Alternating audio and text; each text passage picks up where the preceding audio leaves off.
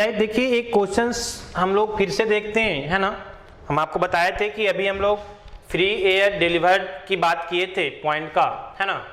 तो उसके रिगार्डिंग एक क्वेश्चंस उस पर भी हम लोग कर लेंगे, तो मेरा कॉन्सेप्ट क्या हो जाएगा, क्लियर हो जाएगा, ठीक है ना। चलिए आइए देखिए, यहाँ पे ध्यान दीजिए, समझिए हम क्या बोलना चाह रहे हैं। एक सिंपल सा क्वेश्चन है जो हमने लिया है अभी, क्लियर है ना।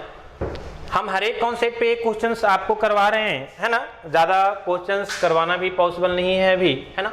उसको फिर लास्ट में जब वीडियो सीरीज जब कंप्लीट हो जाएगा, है ना, तो हम आपको प्रैक्टिस सेट के फॉर्म में कुछ क्वेश्चंस करवाएंगे, कुछ प्रीवियस ईयर भी हम अलग से करवा देंगे, ठीक है ना। तो आपका ज़्यादा बेटर रहेगा, वो लास्ट में करेंगे जब ये कंप्लीट हो जाएगा। अभी हम लोग हर एक टॉपिक पे एक या दो क्वेश्चंस करते चलेंगे, जो भी टॉपिक पढ़ेंगे तो हर एक चैप्टर में आपको 5 से 6 क्वेश्चंस हो ही जाएगा। चलिए आइए देखिए, यहाँ पे ध्यान दीजिए। यहाँ पे हम बात कर रहे हैं कि एक क्वेश्चन से बोल रहा है कि a reciprocating compressor has a bore of 300 mm and a stroke of 400 mm। आपको हम पहले ही बता चुके हैं, याद कीजिए। आप देखिए एक चीज हम और बताते हैं, आप रिवीजन जरूर कीजिए। अगर आपके पास नोट्स है तो नोट्स से आप अवेलेबल है तो नोट्स से आप रिवीजन कीजिए। बेटर है कि आप नोट्स बनाइए वीडियो को देख करके, ठीक है ना। और नहीं तो वीडियो भी आपको अवेलेबल है, आप वहां से भी रिवीजन कीजिए, लेकिन रिवीजन इंपॉर्टेंट है। अदरवाइज बोर स्टॉक ये सब चीज दे देगा और आप अगर नहीं माइंड में है तो फिर प्रॉब्लम होगा। चलिए आइए, हम बात क्या कर रहे थे कि बोर का मतलब हम लोग क्या बोलते हैं कि वो उसका डायमीटर है, क्लियर है ना। तो बोर ऑफ 300 के मतलब है कि डायमीटर ऑफ रेसिप्रोकेटिंग कंप्रेसर दे दिया है, दैट इज 300 mm, क्लियर है ना। अगर हम इसको मीटर में बात करेंगे तो कितना हो जाएगा, 0.3 मीटर, क्लियर है ना। सिमिलरली स्टॉक की बात कर रहा है, स्टॉक का मतलब हम क्या बताए थे आपको, है ना। हम गिवन डेटा आपको पहले लिख रहे हैं, लेंथ बताए थे जिसको हम एल से डिनोट किए थे। स्टॉक लेंथ मतलब जहां से पिस्टन जहां से जहां तक शिफ्ट करता है, एक स्टॉक कंप्लीट करने में जो लेंथ कवर होता है दैट इज स्टॉक लेंथ, जिसको एल से डिनोट करते हैं। तो यहां स्टॉक उसी को बोल रहा है, दैट इज 400 mm, 400 mm, और 400 mm का मतलब 0.4 ऑफ मीटर, क्लियर है ना। तो ए जो है आपका दो वैल्यू गिवन है। सिमिलरली बोल रहा है कि इफ, और इसी में बोल रहा है कि and it runs at a speed of 400 rpm, मतलब क्या है आपका कैपिटल एन का वैल्यू दे दिया है स्टूडेंट्स, है ना, दैट इज 400 rpm, क्लियर है ना, रेवोल्यूशन पर मिनट। फिर बोल रहा है if c is equal to 5%, c का मतलब क्या, क्लियरेंस वॉल्यूम, है ना। तो c का मतलब clearance volume, that is 5%, that is 5%, clear है ना। जब हम वैल्यू पुट करेंगे तो 5/100 कर सकते हैं। आइए n इज इक्वल टू 1.3 दे दिया है ना।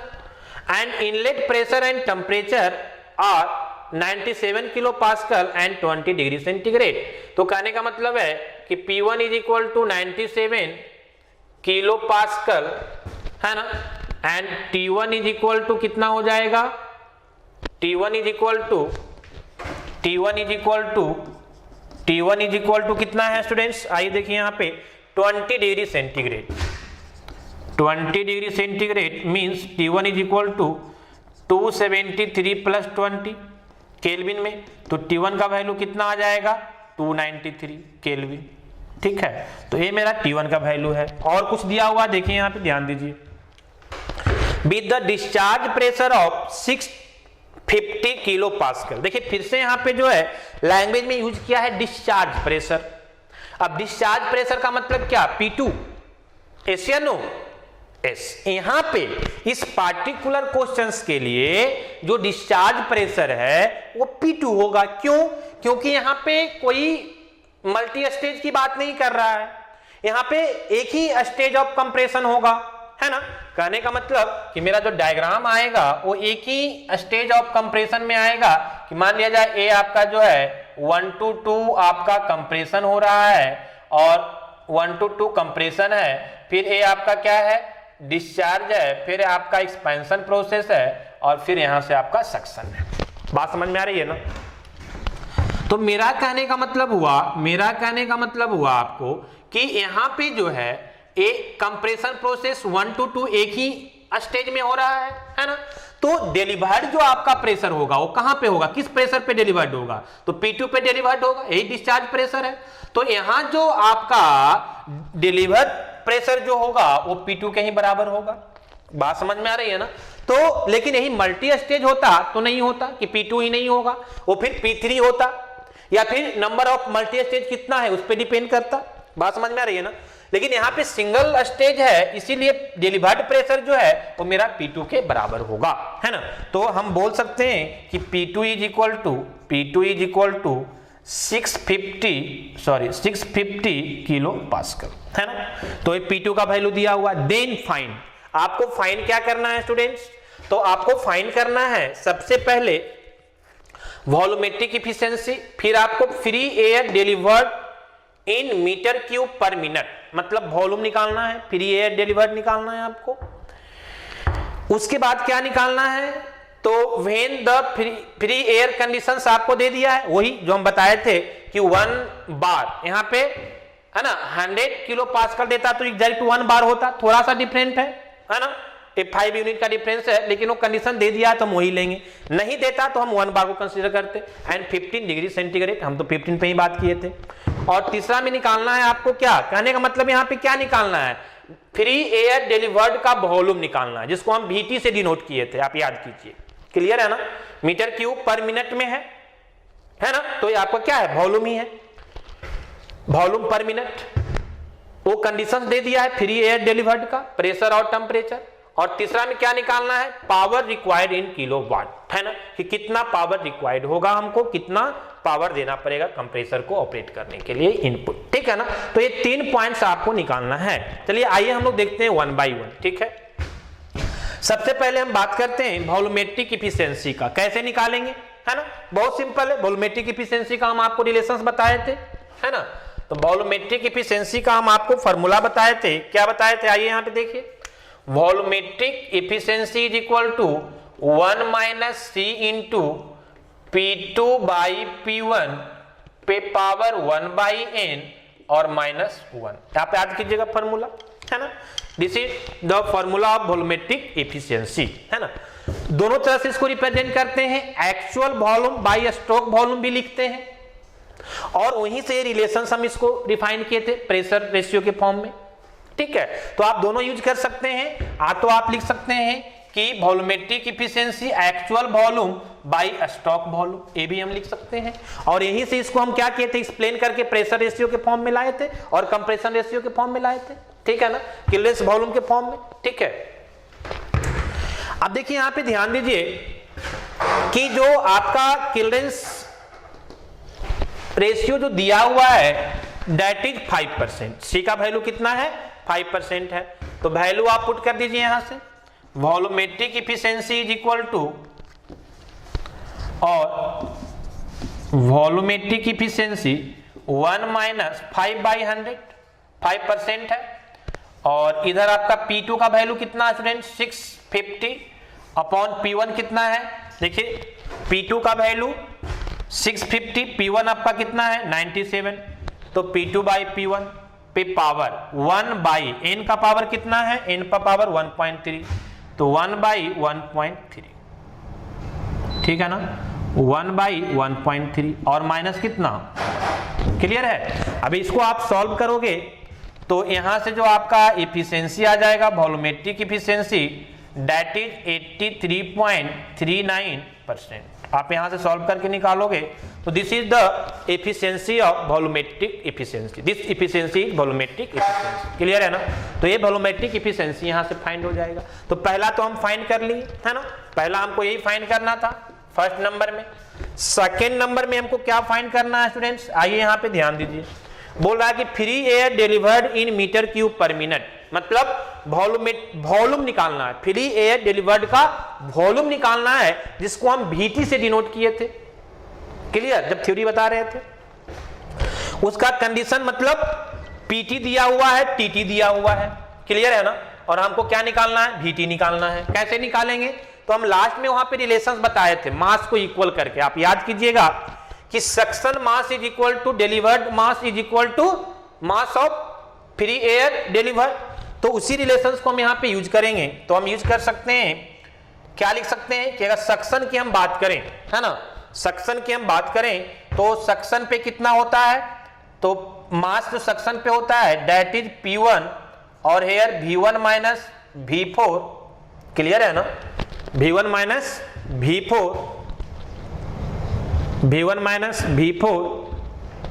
अपॉन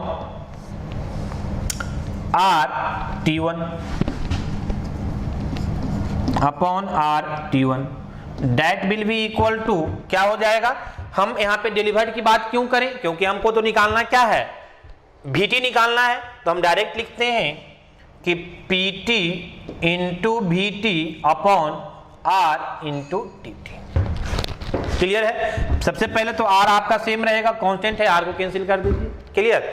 अब यहां से आप वैल्यू पुट करेंगे तो V1 माइनस V4, क्लियर है। ये V1 माइनस V4 क्या है स्टूडेंट्स, तो यही है मेरा V1 minus V4, this is V1 and this is 0.4, this is 0.3, तो ये मेरा क्या है, दिस इज V4, तो ये V4 माइनस V1 मेरा A कहलाएगा सक्शन वॉल्यूम, और इसको हम V एक्चुअल के नाम से भी जानते हैं, है ना। तो इसको हम लिख सकते हैं कि P1 into V actual upon T1 is equal to PT VT upon TT, clear है।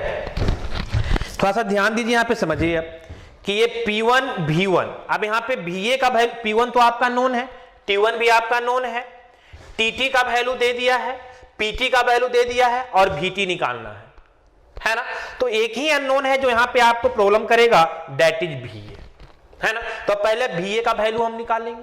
VA कैसे निकालेंगे, तो आप देखिए यहाँ पे वॉल्यूमेट्रिक इफिशिएंसी आपको पता है, आप स्ट्रोक वॉल्यूम निकाल सकते हैं ना। कैसे निकालेंगे, क्योंकि आपका बोर डायमीटर दिया हुआ है, आपका लेंथ दिया हुआ है, ठीक है। तो आप स्वेप्ट वॉल्यूम या स्ट्रोक वॉल्यूम या पिस्टन डिस्प्लेसमेंट वॉल्यूम के नाम से हम VS को जानते हैं, तो आप इसका निकाल सकते हैं वॉल्यूम, है ना। और चूंकि आपका डायमीटर दिया हुआ, लेंथ दिया हुआ है, क्लियर, तो π/4 d² इंटू L वॉल्यूम निकल जाएगा, है ना। तो एफिशिएंसी आप निकाल चुके हैं, तो यहां से आप VA का वैल्यू निकाल लेंगे और फिर आप यहां पे पुट करेंगे, आपको क्या मिल जाएगा, VT का वैल्यू मिल जाएगा, क्लियर है। तो आइए यहां पे ध्यान दीजिए, कहने का मतलब है हम लिख सकते हैं कि volumetric efficiency is equal to actual volume by stroke volume. हमको क्या चाहिए, एक्चुअल वॉल्यूम चाहिए, दैट इज वॉल्यूमेट्रिक इफिशिएंसी और इनटू VS, यही ना। चलिए आइए वैल्यू पुट कीजिए सारे को, आप सारे वैल्यू पुट करेंगे स्टूडेंट, तो VA इज इक्वल टू आ जाएगा, ये इफिशिएंसी तो आपका आ जाएगा कितना, 0.8339, है ना, ये परसेंटेज में है ना। तो आप इसको लिख सकते हैं 0.8339, है ना, इनटू स्टॉक वॉल्यूम, ये कैसे लिखेंगे आप, तो π/4 d², d का वैल्यू बोर के बराबर, है ना, 0.3 अगर मीटर में लेंगे तो 0.3 का स्क्वायर, π/4 d² इंटू L का वैल्यू कितना है, तो मीटर में 0.4 हो जाएगा, तो ये आपका हो जाएगा 0.4, है ना। एक चीज और ध्यान दीजिएगा कि यहाँ पे नंबर ऑफ रिवोल्यूशंस भी आपका दे दिया है 400, तो ए जो VA होगा वो 1 साइकिल के लिए होगा, 1 रेवोल्यूशन के लिए होगा, है ना। लेकिन अगर 4 रेवोल्यूशन की हम बात करेंगे तो यहाँ पे हमको क्या करना पड़ेगा, 400 से मल्टीप्लाई करना पड़ेगा, क्योंकि ए वैल्यू जो होता है this is for 1 revolution, 1 cycle के लिए, है ना। पर साइकिल हम निकालते हैं तो 400 से मल्टीप्लाई कर देंगे तो ये 400 रेवोल्यूशन के लिए मिल जाएगा। यहां से आप इसको सॉल्व करेंगे, VA का वैल्यू, है ना, आप यहां से कैलकुलेट करेंगे VA का वैल्यू, तो इसका कुछ वैल्यू आएगा, दैट विल बी, हम आपको बता रहे हैं, जो VA का वैल्यू आएगा that is 9.431 metre cube, 9.431 metre cube per minute, clear है ना। ये क्या आ जाएगा, मीटर क्यूब पर मिनट, ठीक है। पर मिनट क्यों, क्योंकि आप यहां जो रिवोल्यूशन ले रहे हैं वो क्या है, RPM में है, मतलब रिवोल्यूशन पर मिनट है, क्लियर है ना। तो ये आपको किस में आ जाएगा, पर मिनट में आ जाएगा, और आपको निकालना भी किस में था, पर मिनट में ही निकालने था, देखिए यहाँ पे, है ना। आगे हम निकालेंगे डिलीवर्ड वाले VT का वैल्यू। तो ये VA मिल गया, VA मिल गया तो VA का वैल्यू हम यहाँ पुट कर देंगे तो हमको VT मिल जाएगा। आइए हम लिख सकते हैं कि P1 into VA upon T1 is equal to PT into VT upon TT।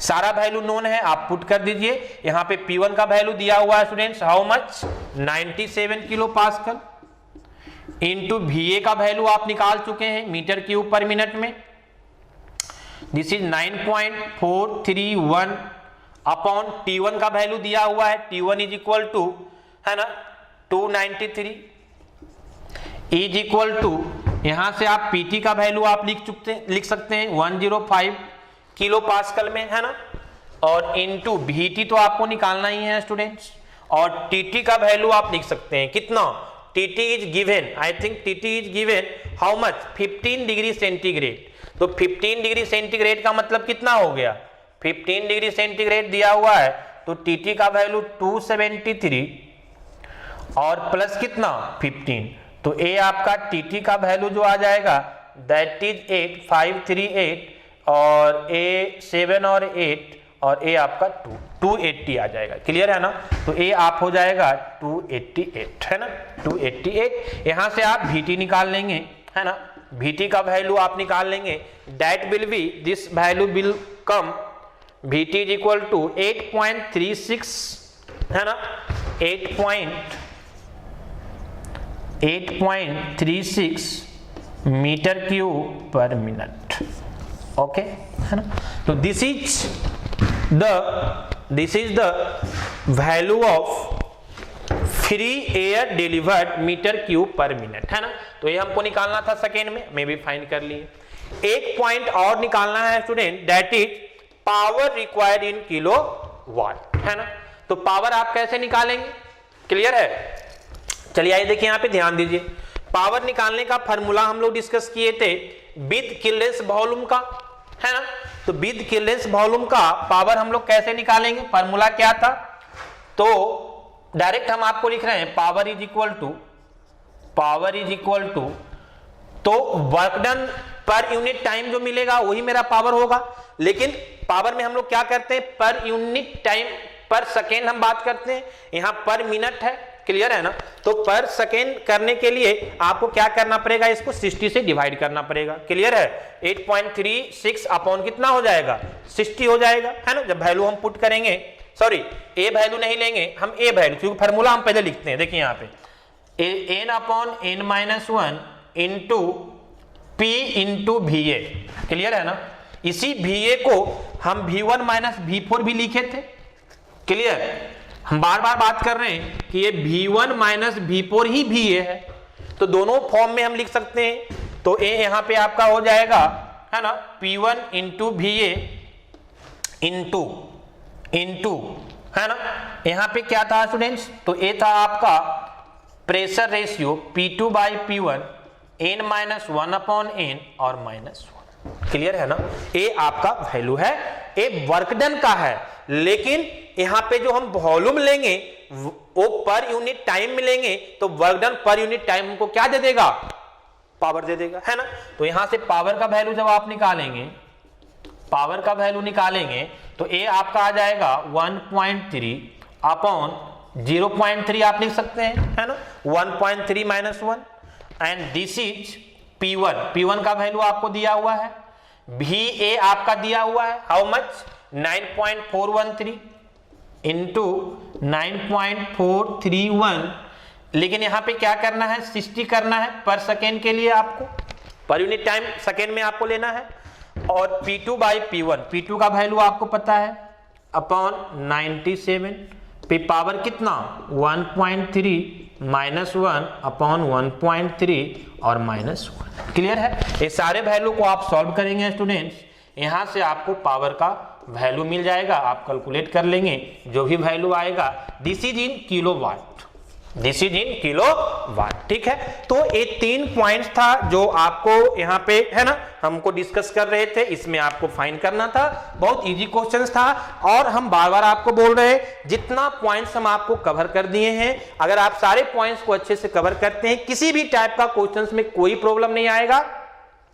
जहां पे कंफ्यूजन होता है वो भी हम आपको डिस्कस कर दिए, डेटा वगैरह लैंग्वेज से कैसे कंफ्यूज करता है वो सारी चीज भी हम आपको डिस्कस कर दिए, ठीक है। तो ये आपका लास्ट क्वेश्चन था कंप्रेसर का। आगे क्वेश्चंस हम जब आपको मॉडल सेट और प्रैक्टिस सेट के फॉर्म में देंगे तो हम और भी क्वेश्चंस करवाएंगे। अभी आपका जो वीडियो लेक्चर में रहेगा इतना ही तक। नेक्स्ट टॉपिक हम आपको स्टार्ट करेंगे steam turbine. Okay, thank you.